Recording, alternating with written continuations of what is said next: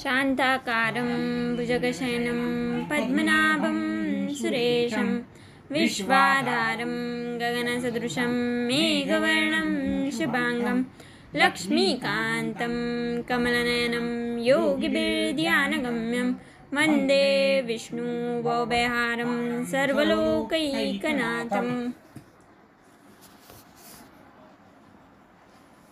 अलंकापुरी पुण्यभूमि पवित्र तिथे नांदतो ज्ञानराजा सुपात्र तया आठवीता घडे पुण्यराशी नमस्कार माझा तया ज्ञानदेवाशी।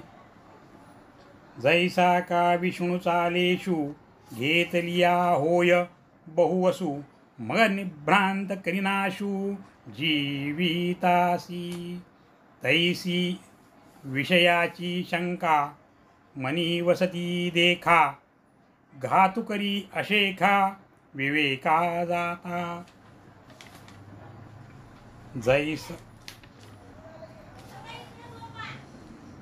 थोडेसे विष जरी घेतले तरी ते संपूर्ण शरीरात पसरून जीवाचा निसंशय नाश करते, त्याचप्रमाणे चित्तात विषयाची थोडी जरी इच्छा राहिली तरी ती सर्व विचार समूहाचा घात करते।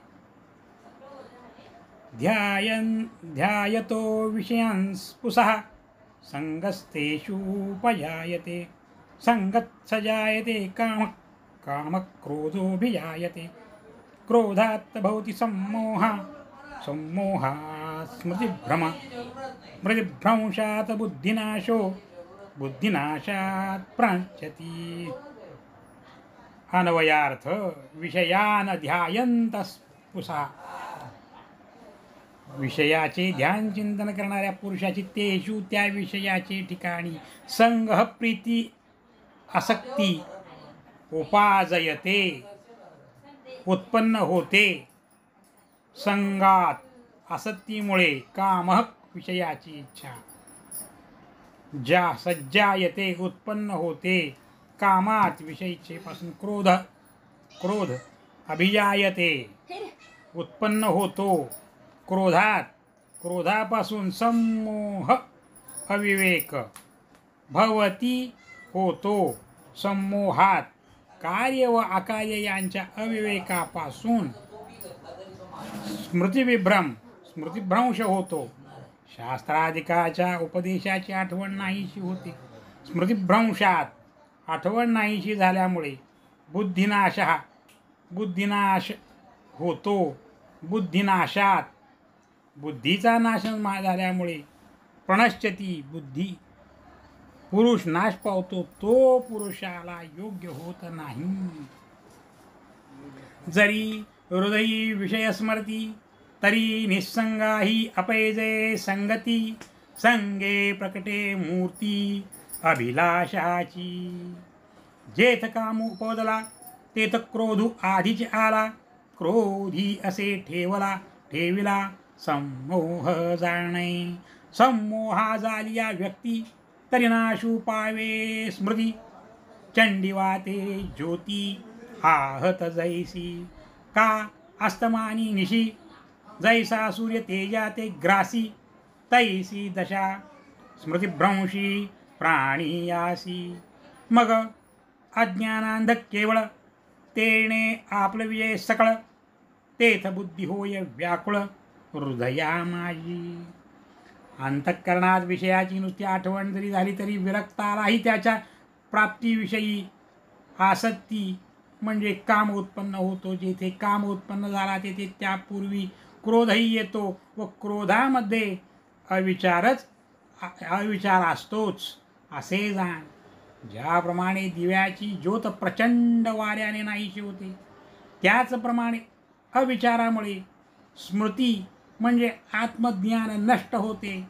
संध्याकाळ होताच रात्र जशी सूर्यतेजाला गिळून टाकते, त्याप्रमाणे स्मृतीचा भ्रंश झाल्यावर मनुष्याची वाईट दशा होते। मग अज्ञानामुळे त्याची बुद्धी आंधळी होऊन तो सर्व गोष्टीस दुरावतो आणि त्याला काही सुचेनासे होते।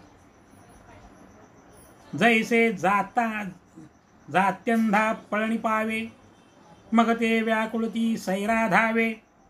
तैसे बुद्धीसी होती भवे धनुर्धरा. ऐसा स्मृतिभंशू घडे मग सर्वथा बुद्धी अवघडे. ते तत्समुळे उपडे ज्ञान जात. चैतन्याच्या भ्रंशी शरीरा दशा जैशी. तैसे पुरुषा बुद्धिनाशी होय देखे. म्हणून ऐके अर्जुना जैसा विस्फुल्लिंग लागे इंधना. मग तो प्रौढ झालिया त्रिभुवना पुराशके. तैसे विषयाचे ध्यान जरी विपाये वाहे मन. तरी ऐसणे हे पतन जिंवसित पावे. जन्मांधाला पळण्याचा प्रसंग आल्यावर तो जसा दीन होऊन सैरा वैरा धावू लागतो त्याप्रमाणे अर्जुना बुद्धीला भ्रम होतो. अशा रीतीने बुद्धिभ्रम झाला म्हणजे बुद्धी घोटाळ्यात अडपडते. मग सर्व ज्ञान नष्ट होते. शरीरातील प्राण निघून गेला म्हणजे जसा देह प्रेतरूपी होतो त्याप्रमाणे बुद्धी नष्ट झाल्यावर जीवाची स्थिती होते असे जाण. म्हणून अर्जुना ऐक. इंधनाला ठिणगी लागून ती भडकली म्हणजे जशी त्रिभुवनाला देखील पुरते त्याचप्रमाणे अंतःकरणात यस्तकिंचित विषयाचे जरी स्मरण झाले तरी मोठा अनर्थ ओढवतो. रागद्वेष वियुक्तैस्तु विषयान्द्रियैश्वरन्.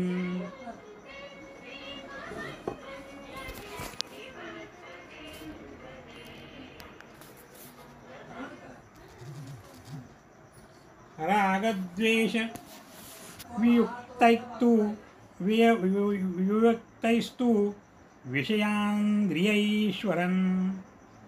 आत्मवैश्य सर्विधेत्यात्मा प्रसादमधिगच्छति. अन्वयार्थ तू परंतु रागद्वेष वियुक्तैः रागद्वेषरहित आत्मवैश्यई व आपल्या वश असलेल्या इंद्रियांनी विषयाचा चरण अनुभव घेणारा विधेयात्मा ज्याच्या इच्छेप्रमाणे चालणारे अंतःकरण असते असा प्रसादम चित्ताच्या स्वास्थ्यास आदिगच्छती प्राप्त होतो. म्हणून विषय हे आघवे सर्वथा मानोनी सांडावे. मग रागद्वेष स्वभावे नाशतील पार्था आणि काही एक. जरी नाशले रागद्वेष तरी इंद्रियाविषयी बाधक रमता नाही. जैसा सूर्य आकाशगतु रश्मिकरे जगाते स्पर्शतु तरी संगदोषे काय लिंपतु तेथीचेनी. तैसा इंद्रियार्थी उदासीन आत्मरसेची निर्भिन्न जो कामक्रोधवीन होऊनी असे.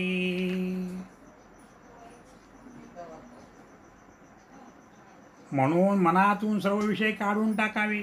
राग प्रीती व द्वेष हे आपोआप नाहीसे होतात. पार्था तुला आणखी सांगतो की राग व द्वेष नाही झाल्यावर जरी इंद्रिय विषयाचे ठिकाणी रममाण झाली तरी ते विषय बाधक होत नाही. ज्याप्रमाणे आकाशातून सूर्य आपल्या किरणरूपी हातांनी जगातील सर्व वस्तूंना स्पर्श करतो परंतु त्यांच्या संसर्ग दोषाने लिप्त होत नाही त्याप्रमाणे जो विषयाच्या ठिकाणी उदासीन आत्मस्वरूपाच्या ठिकाणी निमग्न व क्रोधापासून अलिप्त असतो तरी विषयात तया काही आपणपे वाचुनी नाही. मग विषय कवण काही बाधीतील कवणा. जरी उदकी उदक बुडिये का अग्नि आगी पोळिये जरी विषय संगे अल्पविजे परिपूर्ण. हे सापणची केवळू होऊनी असे निखळू जयाची प्रज्ञा असळू निभ्रांत मानी.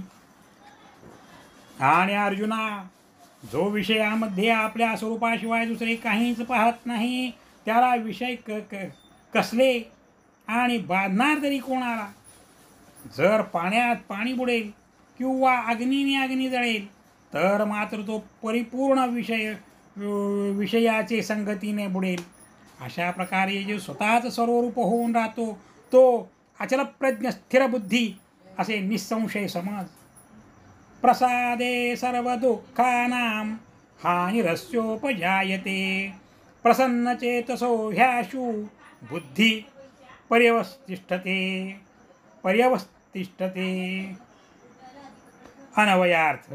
प्रसादे चित्त प्रसाद झाला असता, चित्त स्वस्थ झाले असतात. अस्य याच्या सर्व दुःखानां सर्व आध्यात्मिकादी त्रिविध दुःखाची हानी नाश उपजायते होते ही ज्यार्थी प्रसन्नचेतसः ज्याचे चित्त प्रसन्न झाले आहे त्याचे बुद्धी चित्तमन आशु सत्वर पर्यवतिष्ठते सर्व बाजूंनी स्थिर होते. त्यार्थी राग द्वेषरहित इंद्रियांनी अनिषिद्ध व अग्नी अवश्य तितक्याच विषयाचा अनुभव घ्यावा.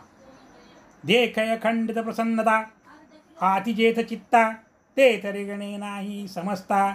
संसार दुःखा जैसा अमृताचा निर्धरू प्रसवे जयाचा जठरू तया क्षुधे तृषेचा अडधरू काहीच नाही. तैसे हृदय प्रसन्न होये तरी दुःख कैचे के आहे. तेथ अपैसी बुद्धी राहे परमात्मरूपी. असे पहा, ज्याचे मन पूर्ण शांत आहे त्याच्या मनात ह्या सर्व संसार दुःखाचा प्रवेश होत नाही. ज्याच्या उदरातच अमृताचा झरा उत्पन्न झाला आहे त्याला जशी तहानभुकेची पीडा कधीच होत नाही. त्याप्रमाणे ज्याचे हृदय प्रसन्न आहे त्याला दुःख कसले आणि ते होणार तरी कुठून. ज्याची बुद्धी आपोआप आत्मस्वरूपी जडून राहते. जैसा निर्वातीचा दीपू सर्वथा नेणे कंपू तैसा स्थिरबुद्धी स्वस्वरूपू योगयुक्तू. ज्याप्रमाणे निवाऱ्यातील दिव्याची ज्योत कधीही हालत नाही त्याप्रमाणे जो स्थिर बुद्धी आहे, जो आत्मस्वरूप समाधीमध्ये एकाग्र असतो.